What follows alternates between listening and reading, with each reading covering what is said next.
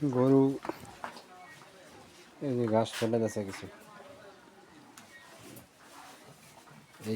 এইটার হচ্ছে এই অবস্থা, ঘাস ফেলে দেয় মাঝে মাঝে, ঘাস ফেলে দেয় সোজা।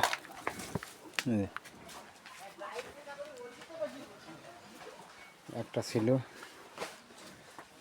আর একটা গরু কিনেছি, যে এটা ছোট, এটা হচ্ছে কিছুদিন আগে কিনেছি, কিছুদিন বলতে 2-3 দিন হয়েছে, কুরবানি ঈদের জন্য ষাঁড় গরু দেখতে পাচ্ছেন।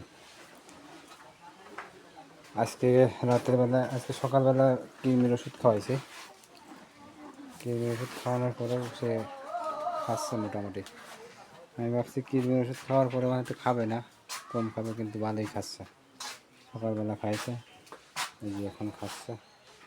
এটার জন্য আলাদা খাদ্য এবং এটার জন্য আলাদা। এটা হচ্ছে গাভিন, 5 মাস শেষ, 6 মাসে প্রায় শুরু, আর কয়েকদিনের মধ্যে 6 মাস চলবে প্রেগনেন্ট। এটা থেকে অনেক বড় একটা ষাঁড় বাছুর অথবা গাভী বাছুর হবে ইনশাল্লাহ, আশা করা যাচ্ছে। আল্লাহ যদি ভালো করে, এটা 9 কেজি 10 কেজি দুধ হয় মাশাল্লাহ। সবাই দোয়া করবেন স্মার্ট এগ্রো প্ল্যানিংয়ের জন্য। আপাতত 2টা গরু, হয়তো একসময় অনেক গরু হবে। ধন্যবাদ সবাইকে, আল্লাহ হাফিজ।